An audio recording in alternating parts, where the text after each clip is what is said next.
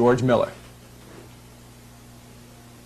Camp David on the rail drives for the lead. Smoking Yankee in between horses. Second, Spice Island on the rail. Third, Liam Almahurst on the outside. Fourth, Keystone Triton is fifth. Seagull Hanover 6 has gone off gate. TNT's Bambino moves up and is now seventh as they swing through the turn, go to the backstretch. Start for the quarter. Camp David on top by a length. Smoking Yankee right there, second by 4 lengths. Spice Island is third. They were at the quarter in 29 flat. Now into the paddock turn, first time coming around for the top of the stretch. It's Camp David with the lead by a length. Smoking Yankee second by 3. Spice Island is third by 2. Liam Almahurst is fourth by 2.5. Keystone Triton fifth by 2.5. TNT's Bambino sixth. As they swing off the turn at the top of the stretch, Graf Zeppelin seventh.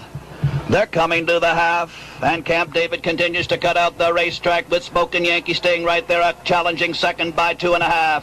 Spice Island is third. Keystone Triton now under a drive fourth, beginning to move up on the outside. Liam Almahurst is fifth. They were at the half, 59-4. To the clubhouse turn, second time, Camp David still in front by a length, and Smoking Yankee staying right there, a tight second by 3/4 of a length. Keystone Triton now on the outside, third. Spice Island is fourth. It's Graf Zeppelin fifth on the outside. Liam Almahurst is sixth. TNT's Bambino is seventh. As they go to the 3/4, they were at the 3/4 in 1:30-1 in the finals of the E. Harriman Memorial Trot. Paddock turn, final time. Camp David with the lead. Smoking Yankee covered on the rail second. Keystone Triton right alongside third.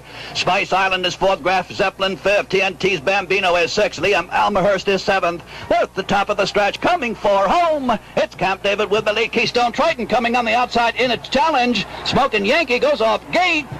It's Camp David. And as you can see, here's the photo of that race. Keystone Triton nosing out Camp David. Eldon Harner driving Keystone Triton. Billy O'Donnell driving Camp David. Okay, Bill, we've just seen the race. The fans at home have seen the race. What was your analysis, and as you wrote about it in the Times-Union? Well, you have to feel good. It was a former Monticello driver, Eldon Harner, and beating out a former Saratoga driver, Billy O'Donnell, who's now the leading money winner in the nation and driving from the Meadowlands.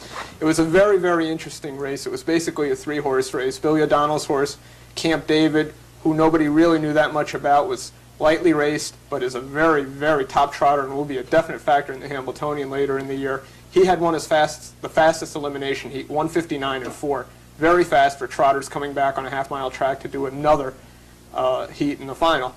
So it was him, Smoking Yankee, and Keystone Triton. When they drew for post position, the 3 winners, the other winner was Homesick, who made a break in the final.